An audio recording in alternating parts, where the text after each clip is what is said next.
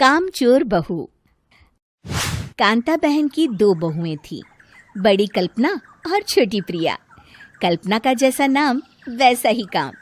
सारा दिन कल्पनाओं में रहती, ना कोई काम करती न कोई धाम। अरे कल्पना बहू, जरा अच्छी सी चटनी पीस दे, आज कुछ मजेदार खाने का मन है। पेट में जलन हो जाएगी माँ जी बुढ़ापे में, और वैसे भी मेरा काम करने का वक्त शाम का है, अब प्रिया को ही बोल दो। इतना कहकर कल्पना वहां से चली जाती है।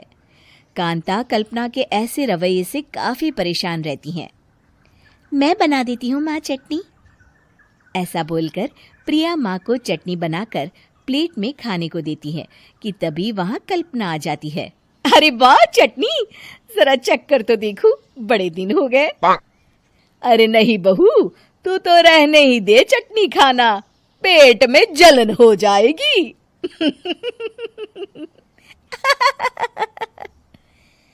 इतना कहकर कांता और प्रिया दोनों हंसने लगते हैं। कल्पना सारा दिन या तो मोबाइल में यूट्यूब देखती या फिर सोती रहती। उसका कमरा भी बिखरा और गंदा रहता।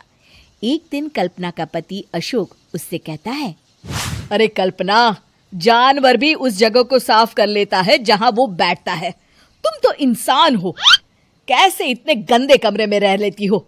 देखो सारा सामान यहाँ वहां बिखरा पड़ा है।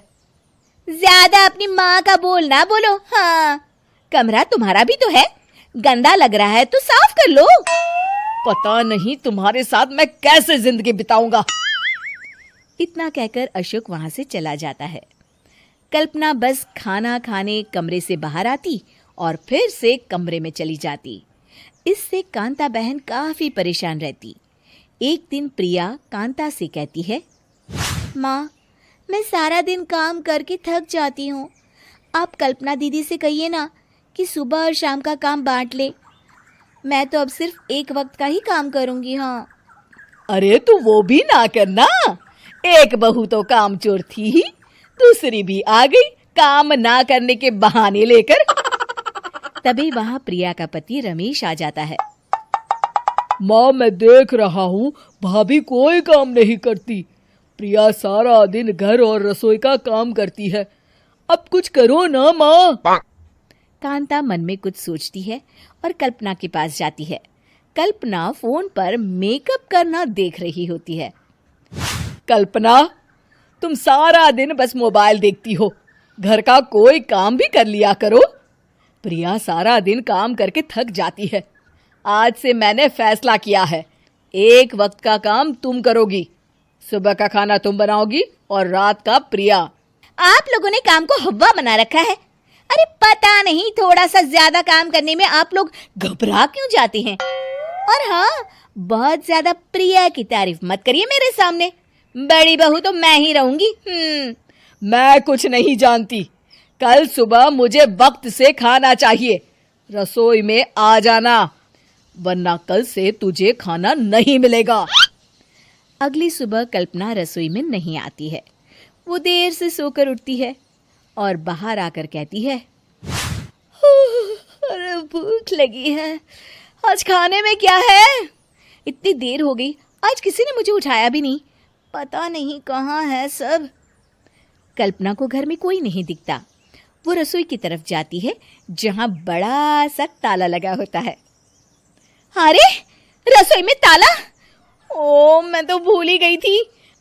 माँ ने आज से सुबह का खाना मुझे बनाने को कहा था।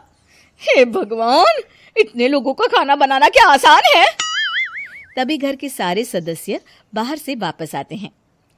वाह माँ जी, मजा आ गया छोले भटूरे खाकर। मेरे मुंह में तो अभी भी स्वाद आ रहा है। अरे कल्पना, तेरे भरोसे रहते तो हम तो भूखे ही रह जाते। कल्पना को बहुत गुस्सा आ जाता है। अब बहुत हो गया, आज से मैं अपनी रसोई अलग कर रही हूँ, मैं अपना खाना खुद बना लिया करूंगी। कल्पना अपनी रसोई अलग कर लेती है, पर आए दिन उसका देर से उठना और काम न करने की आदत से वो भूखी ही रह जाती थी। उसी के सामने घर के लोग अच्छे अच्छे पकवान खाते और कामचोर कल्पना को जैसे तैसे ही खाना बनाकर खाना पड़ता। पर एक दिन तो हद ही हो गई। माँ, दीदी आज सुबह से कमरे से बाहर नहीं निकली, हमें जाकर देखना चाहिए। सो रही होगी कामचोर कहीं की, पर तुम कहती हो तो चलो देख लेते हैं उसे। कल्पना कमरे में पेट पकड़कर बैठी होती है। हाय मेरा दर्द, पेट दर्द के मारे मर रही हूँ मैं।